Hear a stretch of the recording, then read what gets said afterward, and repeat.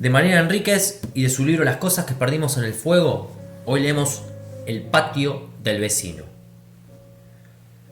Paula se miró las manos, enrojecidas y marcadas, después de empujar varias canastas de libros, mientras Miguel pagaba y se despedía de los hombres de la mudanza. Tenía hambre, estaba cansada, pero la casa le encantaba. Habían tenido mucha suerte. El alquiler no era caro y tenía 3 habitaciones. Una sería el estudio, la otra el dormitorio, la tercera probablemente quedaría para las visitas. En el patio, el anterior inquilino había dejado plantas sencillas y muy lindas, un cactus crecido y una enredadera sana y alta, de un extraño verde oscurísimo. Y lo mejor, la casa tenía terraza, con una parrilla y espacio para montar un quincho techado si la dueña no se oponía. Paula creía que los dejaría hacer todas las modificaciones razonables que se le ocurrieran. Por un lado, le había parecido una mujer muy amable y tolerante. En el contrato dice que no pueden tener mascotas, pero no es de pelota. A mí me encantan los bichos. Y por otro, creía que estaba ansiosa por alquilar. Los había aceptado con una sola garantía, la de los padres de Miguel. Por lo general, los dueños pedían 2, y con un solo sueldo, también el de Miguel, porque Paula estaba sin trabajo por el momento.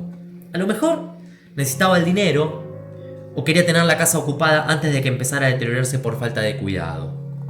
A Miguel esa actitud le había causado un poco de desconfianza y antes de firmar el contrato había pedido visitar la casa una vez más.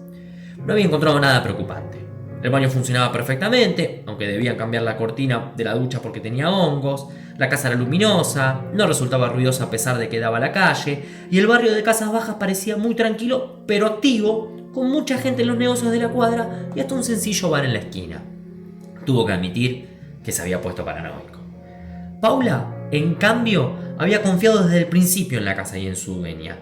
Ya tenía planeada la distribución del escritorio y los libros, ya tenía ganas de estudiar en el patio y de comprar un sillón cómodo para sentarse ahí con sus papeles y un café, tenía planeado terminar su carrera, rendir los 3 exámenes que le faltaban para recibirse y quería hacerlo en un año, para después volver a trabajar.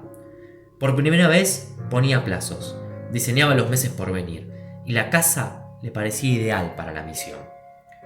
Desarmaron cajas y armaron pilas de libros hasta que el desorden resultó insoportable y pidieron una pizza por teléfono. La comieron en el patio, con la radio encendida. Miguel odiaba los primeros días en una casa nueva, cuando aún no había televisión ni internet y sentía un mal humor anticipado pensando en los llamados que tendría que hacer durante semanas hasta que todo estuviera en orden.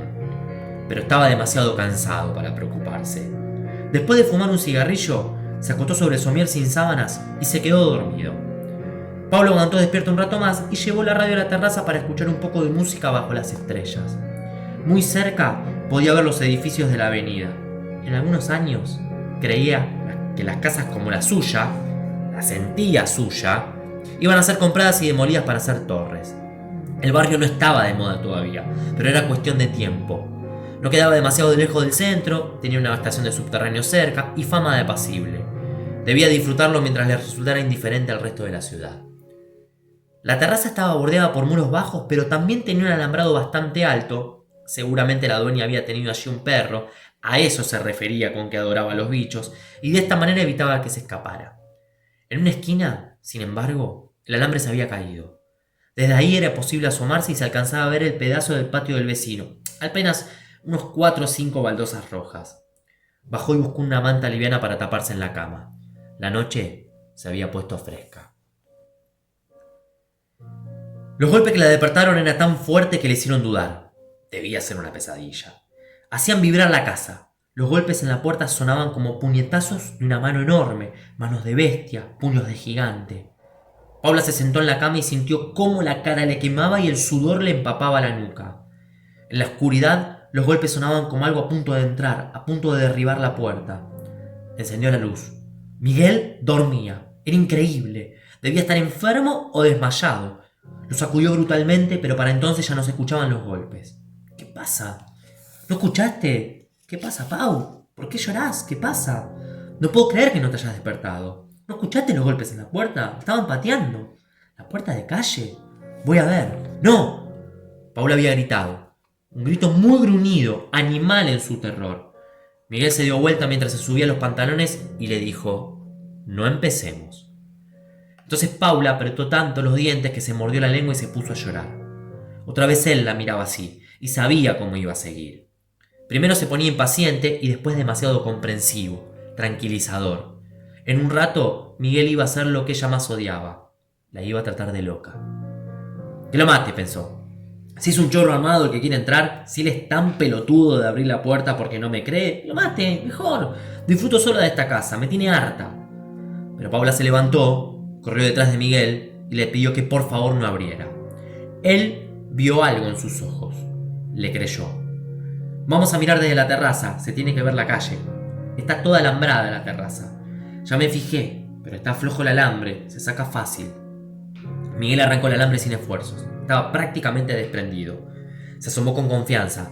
En la vereda no había nadie. La luz de la calle iluminaba la puerta de la casa y no dejaba dudas. Toda la cuadra estaba bastante iluminada. Enfrente había 2 autos estacionados, pero por las ventanillas se veía que estaban vacíos. Salvo que alguien se escondiera escotándose en el asiento trasero, pero ¿quién querría acecharlos así? Vamos a la cama, dijo Miguel.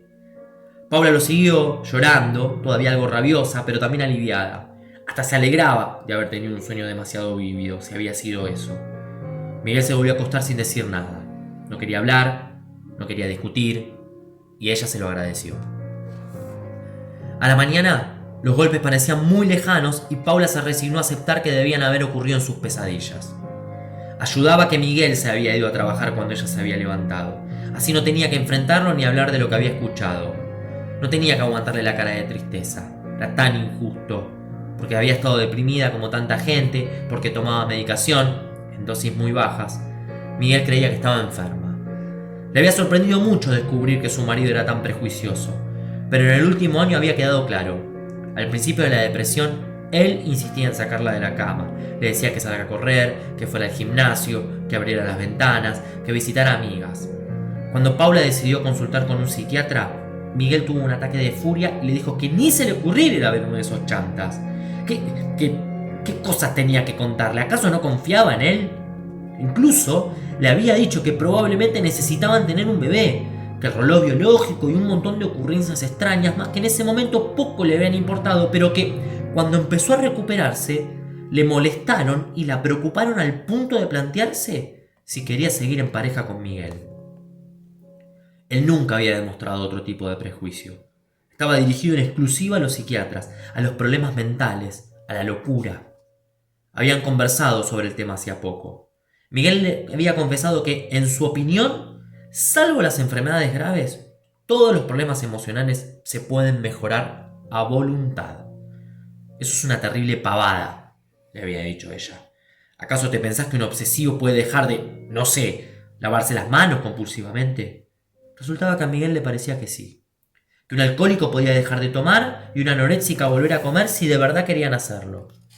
Estaba haciendo un esfuerzo enorme y se lo dijo mirando al piso para aceptar que ella fuera un psiquiatra y tomara pastillas, porque él creía que eso no servía para nada, que se le iba a pasar solo, que era normal estar triste después de los problemas que ella había tenido en el trabajo.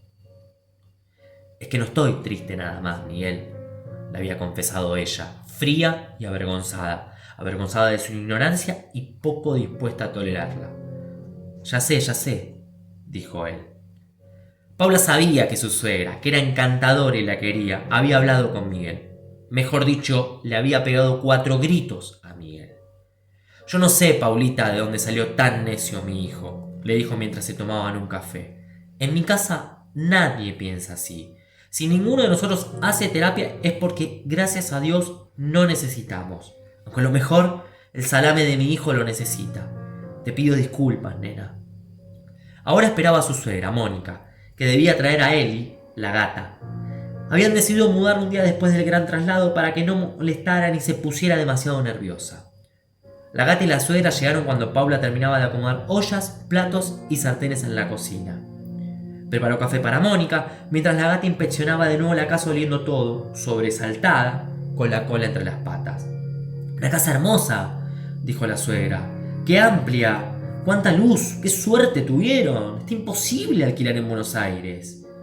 Quiso ver el patio, prometió traer plantitas para la próxima vez y quedó encantada con la terraza. Prometió carne para un asado ni bien se terminaran de acomodar. Se fue con besos a Paula y a la gata y dejó un pequeño ramo de fresias de regalo. Paula quería mucho a su suegra por cosas así, por no instalarse en sus visitas, por jamás criticar salvo que le pidieran una opinión, por saber ayudar sin sobreactuación. Desde que había visto la terraza estaba preocupada por Eli, porque, aunque estaba castrada y seguramente no se iría lejos, era probable que decidiera investigar los techos por primera vez en su vida. Antes había vivido solo en departamentos. No había nada que hacer. No podía solucionar ese problema. Incluso el alambrado era inútil para detener una gata. Hasta la ayudaría a trepar. Hacía calor y Paula subió a la terraza. No tenía ganas de ponerse a estudiar. Sentada en el muro, vio pasar por el patio del vecino un gato enorme, gris, de pelo corto. El novio de Eli, pensó, y se alegró de tener un vecino con gato. Le podría recomendar los mejores veterinarias del barrio y ayudarla a buscar a Alice si se escapaba. Esa noche, Miguel tampoco mencionó los golpes y ella se lo agradeció. Comieron un guiso de lentejas de la roticería que resultó muy rico y se fueron a dormir temprano. Miguel estaba cansado y se durmió enseguida. A Paula le costó un poco más. Escuchaba a Eli que todavía no se había tranquilizado y daba vueltas por la casa, atacaba con cajas con las uñas, se trepaba a canastos hacia la cocina y esperaba los golpes en la puerta. Había dejado encendida la luz del patio que llegaba a la habitación para no dormir totalmente a oscuras. Los golpes no volvieron. En algún momento de la madrugada, sin embargo, vio que alguien muy pequeño estaba sentado a los pies de la cama. Pensó que era Eli, pero era demasiado grande para ser un gato. No veía más que una sombra. Parecía un niño, pero no tenía pelo en la cabeza. Se distinguía la línea clara de la calva y era muy delgado, pequeño. Más curiosa que asustada, Paula se sentó en la cama y cuando lo hizo, el supuesto chico salió corriendo. Pero la corrida fue demasiado veloz para ser un humano. Paula no quiso pensar. Seguro era Eli porque había corrido como un gato. Era Eli, yo estoy medio dormida y no me doy cuenta de que estoy medio dormida y creo estar viendo duendes enanos. ¡Qué tarada! Sabía que iba a costar dormirse, así que tomó una pastilla y no se enteró de nada hasta que se despertó, muy tarde, a la mañana siguiente. Pasaron los días, fueron acomodando parte de las cajas y los canastos y no volvieron los golpes ni el enano gato. Paula se convenció de que era el estrés de la mudanza. Alguna vez había leído que mudarse estaba en tercer lugar entre las situaciones más estresantes después del duelo y el despido. En los últimos 2 años, ella había pasado por las 3. Se había muerto su padre, la habían echado del trabajo y se había mudado. Y el tarado de su marido creía que podía superar todo con voluntad. Cuánto lo despreciaba a veces. En las tardes tranquilas en la nueva casa, mientras seguía ordenando y limpiando y estudiando, a veces pensaba en abandonarlo. Pero antes tenía que rearmar su vida. Recibirse de socióloga primero. Un amigo encuestador ya le había ofrecido trabajo en su consultora, ni bien ella terminara el título. Podía empezar a trabajar antes, claro, pero Paula sabía que no estaba lista. El año que viene, entonces, empiezo a trabajar. Y si esto termina así, se corta. Hasta creía que Miguel estaría aliviado. Hacía 1 año por lo menos que no tenían sexo. A Miguel no parecía importarle. Ella, sinceramente, no tenía ganas. Vivía en una tranquilidad leve, pero no amistosa. Faltaba tiempo, pensaba Paula. A lo mejor, en 1 año, hasta volvían a coger o al final se hacían amigos, separados de hecho, y la cosa se relajaba y podían seguir viviendo juntos, como le pasa a tantas parejas que se querían, pero ya no estaban enamoradas. Ahora tenía que rendir sus materias. Eran apenas 3 y hasta el momento lo leído no le resultaba muy complejo. Cuando lo vio, estaba en uno de sus recreos entre fotocopia y fotocopia, colgando la ropa limpia de la soga en la terraza. Eli dormía al sol. La gata no demostraba ningún interés en recorrer los techos del barrio y Paula se lo agradecía. Espió el patio del vecino, esas 5 o 6 baldosas apenas, baldosas rojas, antiguas, como de casa colonial, buscando al gato gris que ella nunca había vuelto a ver. ¿Se habría muerto? Tampoco se lo oía.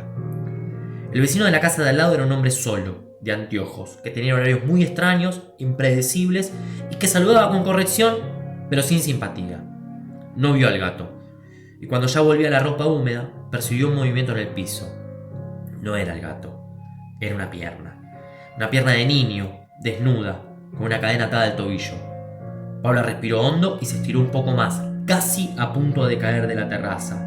Era una pierna, sin dudas, y ahora podía ver parte del torso y confirmar que era un chico, no una persona mayor. Un chico muy delgado y completamente desnudo. Alcanzaba a verle los genitales. La piel estaba sucia, gris de mugre. Pablo no sabía si gritarle, si bajar de inmediato, si llamar a la policía. Nunca antes había visto la cadena en el patio. Cierto que no espiaba el patio del vecino todos los días, y jamás había escuchado la voz de un chico de la terraza. Chistó como si estuviera llamando a su gata para no alertar a los carceleros del chico, y entonces el pequeño cuerpo allí abajo se movió y quedó fuera de su vista. Sin embargo, sobre las 5 o 6 baldosas se seguía viendo la cadena, ahora quieta, como si el chico estuviera atento, esperando el chistido, sin posibilidad de escapar y tenso. Paula se llevó las manos a la mejilla. Ella sabía qué hacer en estos casos. Había trabajado mucho tiempo como asistente social, pero después de lo que había pasado hace un año, después del despido y del sumario, no quería siquiera pensar en volver a responsabilizarse de los chicos perdidos, de los chicos dañados. Bajó corriendo la escalera y no llegó al baño. Vomitó en el living. Manchó una de las cajas de libros y lloró sentada con el pelo suelto y llovido que casi le tocaba el suelo, y la gata que la miraba con la cabeza ladeada y los ojos verdes, curiosos, anodaninos. Es el chico que vi a la noche hace semanas, al pie de la cama, pensó. Es el mismo. ¿Qué estaba haciendo? ¿Lo dejan suelto a veces? ¿Qué hago? Lo primero que hizo fue limpiar el vómito, vaciar la caja de libros y tirar el cartón apestoso a la basura. Después volvió a la terraza para asomarse. La cadena seguía en el mismo lugar, pero el chico se había movido un poco porque se veía su pie. No había duda alguna de que era un pie humano. El pie encima de un niño. Podía llamar a la Secretaría del Menor, a la policía. Tenía muchas opciones. Pero primero quería que Miguel lo viera. Quería que supiera, que la ayudara.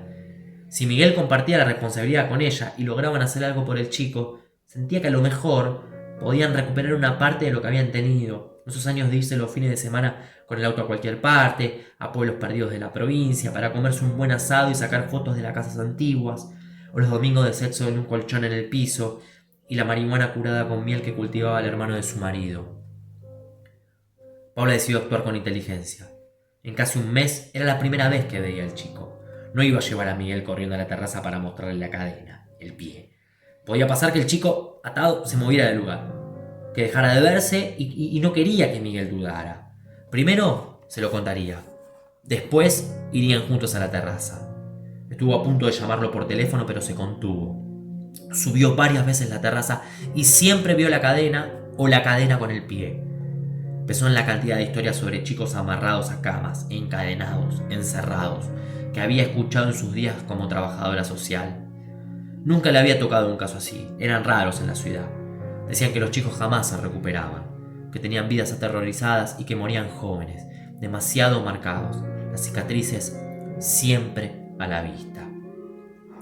No esperó a que Miguel dejara el bolso sobre el sillón para contarle sobre el chico cuando llegó, un poco más temprano que de costumbre. Él repetía, ¿qué? Y ella le insistía con que el vecino tiene un chico encadenado en el patio. No es tan raro. Hay muchos casos así, no es una locura. Subamos, fíjate, tenemos que decidir qué hacer.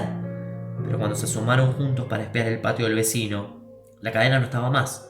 Ni el chico, ni su pierna, ni su pie. Paula chistó, pero lo único que consiguió fue que apareciera Eli maullando contenta, creía de que la llamaban para darle de comer. Miguel hizo lo que Paula más temía. «Estás loca», dijo, y bajó. En la cocina arrojó un vaso contra la pared y cuando Paula entró la recibió una llamarada de agudos vidrios. «¿No te das cuenta?», gritaba él. «¿No te das cuenta que alucinás? Mirá que va a haber un chico atado en el patio. Es re obvio. ¿No te das cuenta que es por lo de tu trabajo? Estás obsesionada». Paula también gritó. No sabía bien qué. Insultos, justificaciones. Quiso atraparlo cuando él se fue dejando la puerta abierta, pero entonces una calma luminosa le encendió la frente. ¿Por qué se portaba como si estuviera loca de verdad? ¿Por qué le daba la razón a Miguel? Él había decidido desconfiar sin motivo, probablemente porque también quería dejarla, pero ella se comportaba como si tuviera algo racional en esa discusión sobre su salud mental. Había visto un chico en el patio del vecino, encadenado. Jamás había tenido alucinaciones antes. Si Miguel no le creía, era un problema suyo.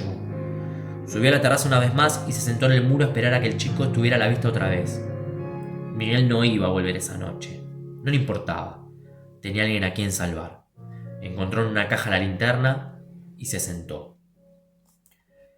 Lo que había pasado cuando la echaron había sido un estrés también. pero a veces le parecía que Miguel no se lo perdonaba, que Miguel pensaba, como los que la despidieron, como ella misma a veces, que era una hija de puta. Aquella semana había empezado pésimo.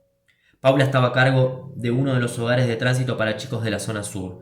Una casa bastante pequeña, con una sala de juegos húmeda y casi sin juegos, un televisor que era el único entretenimiento, una cocina y una habitación con 3 cuchetas, solo 6 camas. Eso era bueno. Resultaba demasiado complicado lidiar con muchas criaturas. El viernes a la noche, siempre un día complicado, la llamaron a su celular. Ella dormía profundamente, estaba cansada. Le pidieron que fuera enseguida, había un problema serio. Manejó media dormida y se encontró con un cuadro increíble en su estupidez.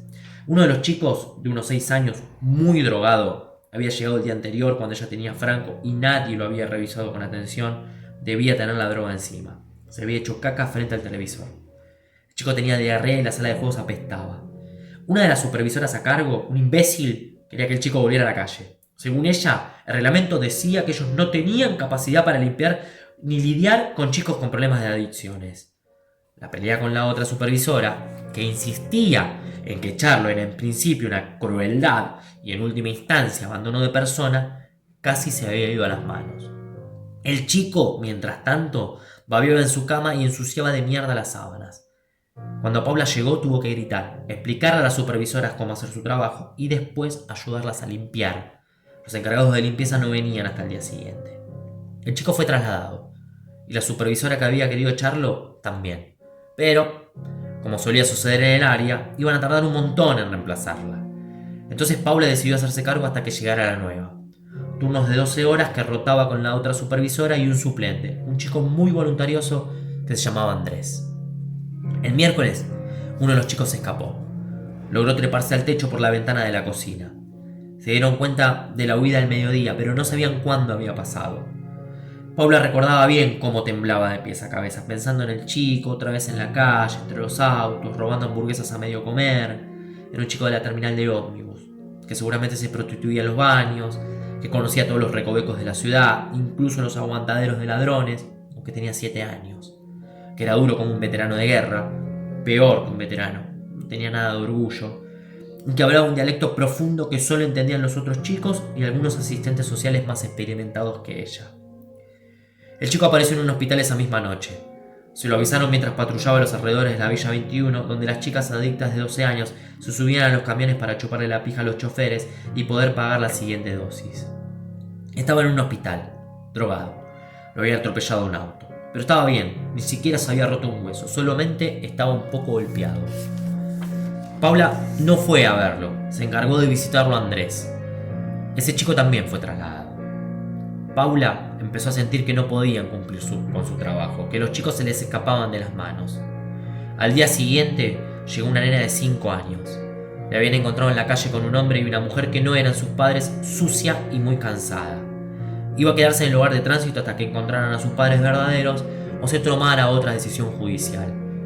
La nena no era desconfiada y callada como en la mayoría de los chicos que pasaban por el hogar. Se reía con la televisión hasta que le dolía la panza, hablaba mucho y contaba sus fantasías callejeras. Hablaba de un chico gato que había conocido en el jardín botánico, por ejemplo, un chico que vivía ahí entre los otros animales, que tenía ojos amarillos y podía ver en la oscuridad. A ella le encantaban los gatos y no le tenía miedo. El chico era su amigo. La nena también hablaba de su madre y decía que la había perdido. No sabía dónde vivía. Nada más sabía que llegaba en tren hasta su casa, pero no recordaba la línea y cuando describía la estación mezclaba los detalles de las dos más grandes de la ciudad. Pablo y sus compañeros confiaban en encontrar pronto a su familia. El siguiente viernes, Paula se quedó sola en el hogar, de guardia toda la noche. Miguel odiaba que hiciera eso, pero ella le había prometido que era nada más hasta que llegara el reemplazo. Y no mentía, tampoco le gustaba la noche. En el hogar estaban la nena simpática y un chico de unos 8 años que hablaba muy poco pero se portaba bien. Paula llegó a las 10 de la noche, cuando Andrés entregaba su turno. Los chicos ya dormían. Andrés, que le había pasado mal toda la semana, él trabajaba además en un servicio de noche que patrullaba las calles en busca de chicos, le ofreció compartir una cerveza y fumar un porrito. Paula aceptó. Encendieron la radio también. Después le dirían que estaba muy fuerte, que hasta los vecinos la escuchaban, pero a ella en ese momento le pareció que el volumen era normal, que le permitía escuchar el timbre o el teléfono o a los chicos si se despertaban. Pasaron un par de horas tomando y riéndose y charlando. Eso lo reconocía. En el momento no creyó estar haciendo nada malo. Sabía que era incorrecto, pero sentía que debían relajarse después de una semana complicada. Eran dos compañeros de trabajo pasando un buen rato.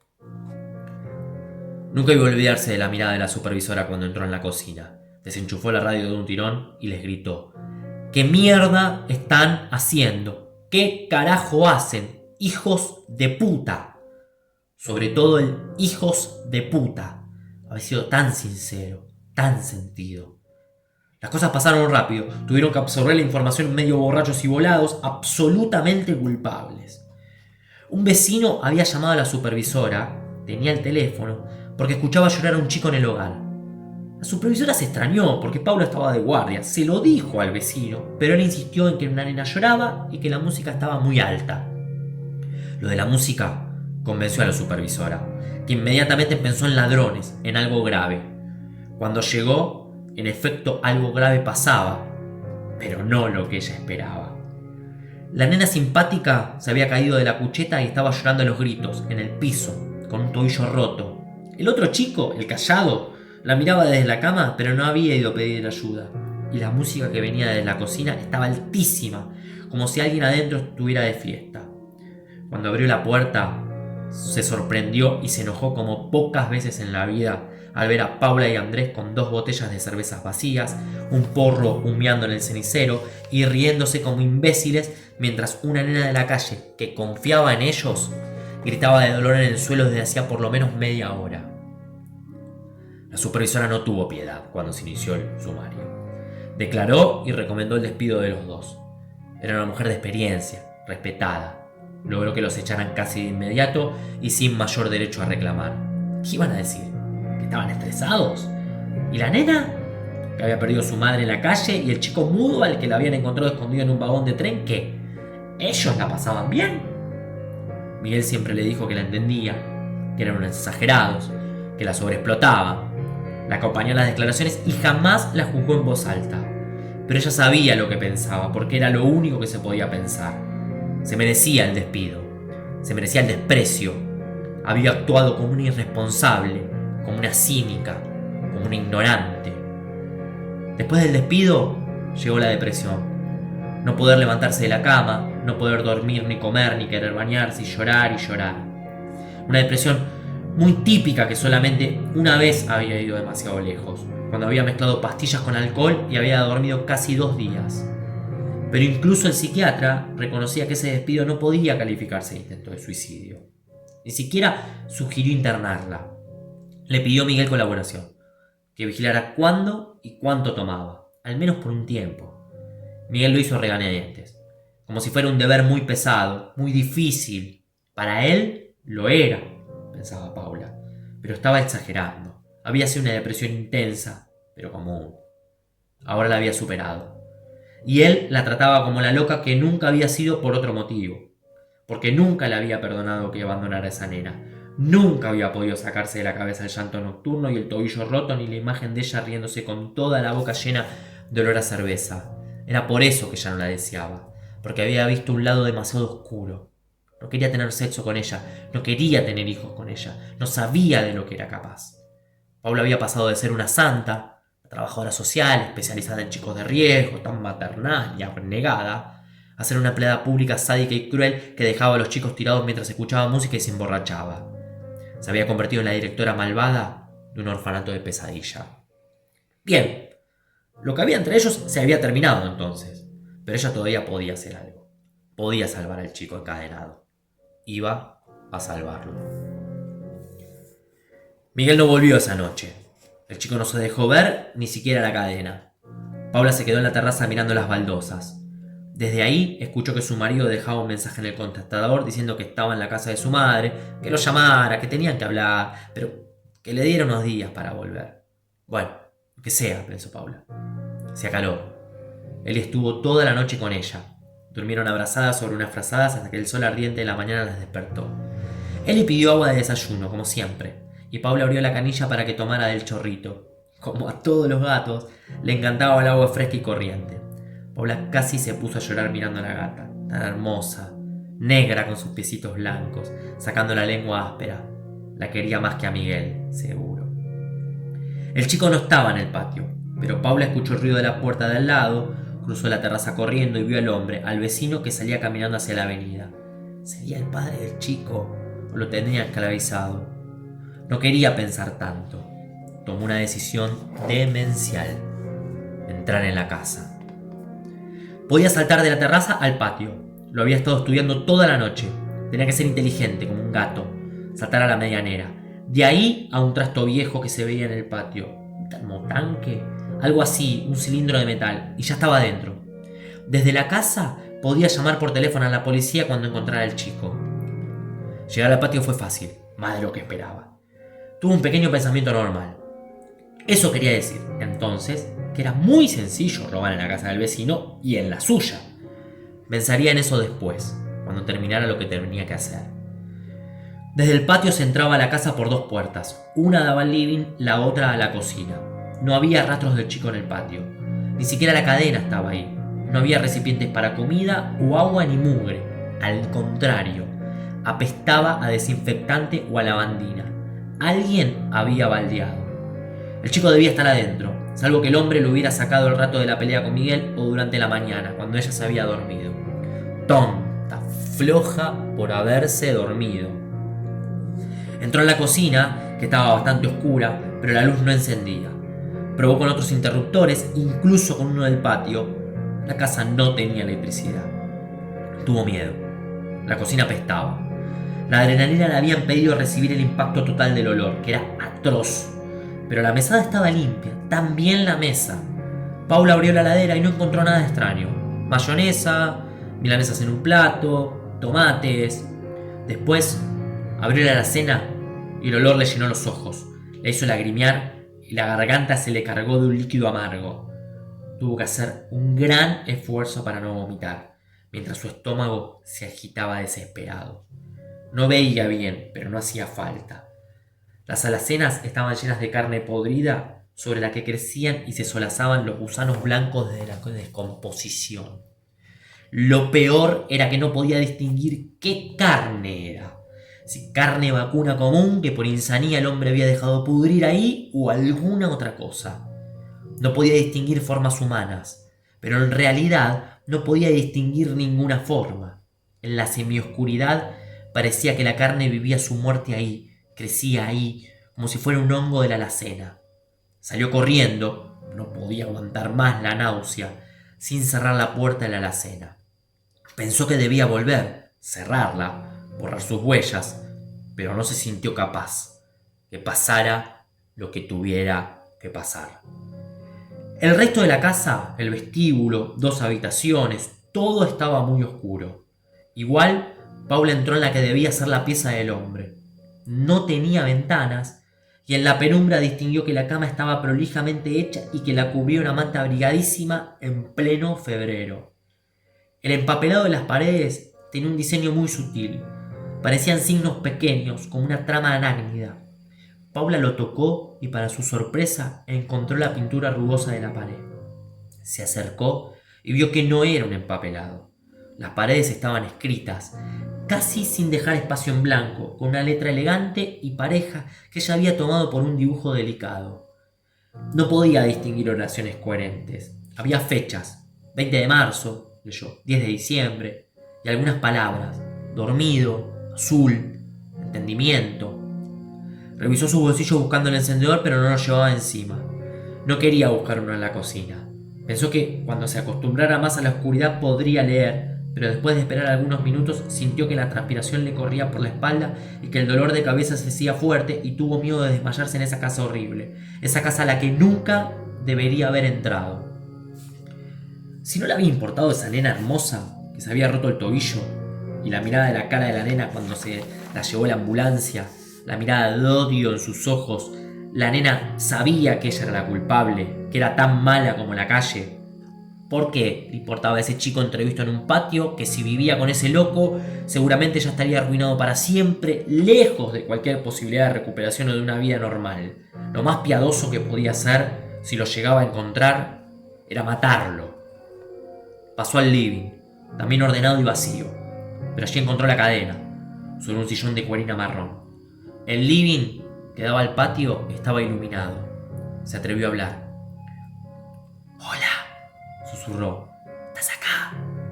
Sabía que no necesitaba gritar en la casa. No era tan grande y estaba completamente silenciosa. Esperó, pero no escuchó nada. Se acercó a una biblioteca con puertas de vidrio. Podía distinguir pilas de papeles, pero cuando lo abrió, no solo se decepcionó, sino que también le dio mucho miedo. Todos los papeles eran boletas de luz, de gas, de teléfono, todas sin pagar y ordenadas cronológicamente. Nadie se había dado cuenta de eso. Nadie sabía que había un hombre viviendo en esas condiciones en un barrio de clase media. Era probable que hubiera otro tipo de papeles entre las facturas impagas, pero Paula debía apresurarse y revisó los libros. Eran todos grandes y pesados libros de medicina de los años 60, con hojas satinadas y láminas. El primero que cogió no tenía marcas de ningún tipo, pero el segundo sí. Era de anatomía. Y en las páginas que describían el aparato reproductor femenino, alguien había dibujado con virome una pija enorme y verde, con espinas en el glande y en el útero. Un bebé de grandes ojos glaucos que no se chupaba el dedo. Se lo lamía con un gesto de lasciva que la hizo decir en voz alta: «¿Qué es esto?». Cuando escuchó la llave en la puerta de entrada, tiró el libro al piso. Sintió que se le humedecía la bombacha y los pantalones y corrió al patio. Trepó el tanque con desesperación. Me caigo, tengo las manos transpiradas, tengo la presión baja. Y con la velocidad del miedo llegó a la terraza. Bajó las escaleras corriendo y cerró la puerta del patio con llave, aunque le parecía que eso no iba a detener al hombre, que seguro vendría tras ella porque tendría que haberla escuchado, porque había dejado abierta su fétida alacena, porque había visto sus dibujos. ¿Qué otros dibujos habría ahí? ¿Qué dirían esas paredes? ¿Y el chico? ¿Era un chico? ¿O era el hombre a quien a veces le gustaba encadenarse en el patio? A lo mejor era él. Con la distancia y la sugestión de su propia historia con chicos, a lo mejor le había parecido más pequeño de lo que era. Un alivio pensar que el chico no existía, pero el alivio no la protegía. Quizá el loco no era peligroso y no le molestaba que hubieran invadido su casa. Pero Paula no lo creía. Recordaba cosas vistas con el rabillo del ojo, algo sobre el sillón que parecía una peluca, algunas palabras en la pared que estaban en un idioma que ella desconocía, o en un idioma inventado, o sencillamente eran letras agrupadas sin sentido. Todas las plantas del patio secas, pero con la tierra húmeda, como si alguien siguiera regándolas, como si alguien no aceptara o no entendiera que estaban muertas. Odió a Miguel, claramente, por primera vez, por dejarla sola, por juzgarla, por cobarde, por huir ante el primer problema real, por huir a lo de su mamita. Lo llamó. «Sorete, no está», le dijo su suegra. «¿Vos estás bien, querida?»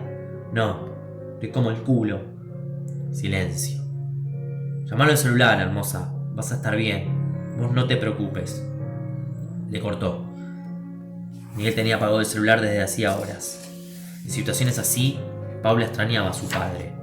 Un hombre complicado y poco cariñoso, pero claro y decidido. Un hombre que jamás se hubiera espantado ni enojado por tan poca cosa.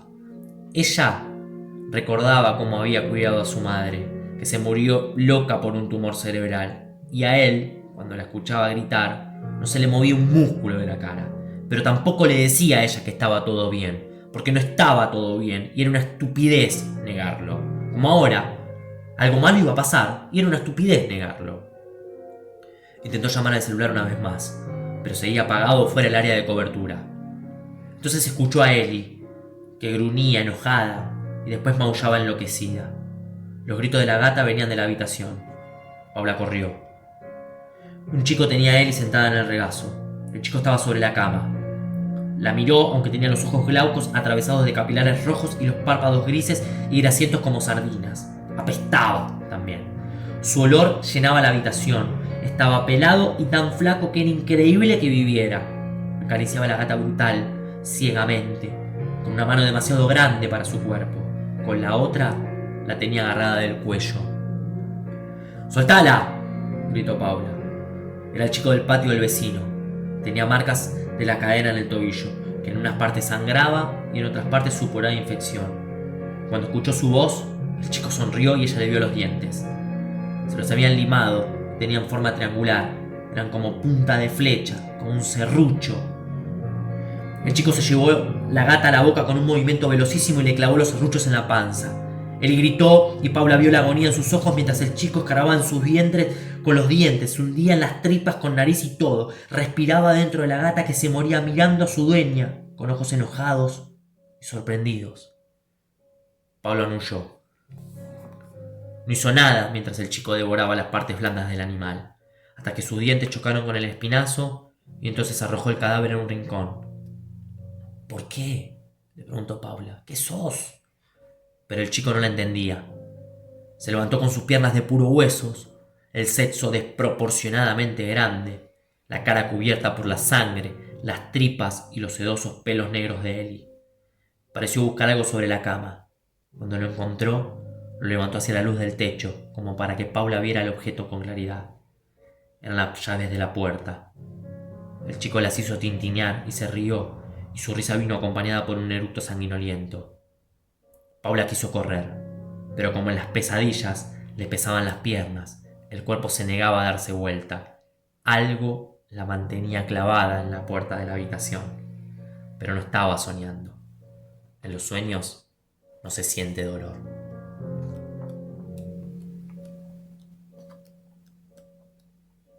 El patio del vecino, de Mariana Enríquez y de su libro Las cosas que perdimos en el fuego.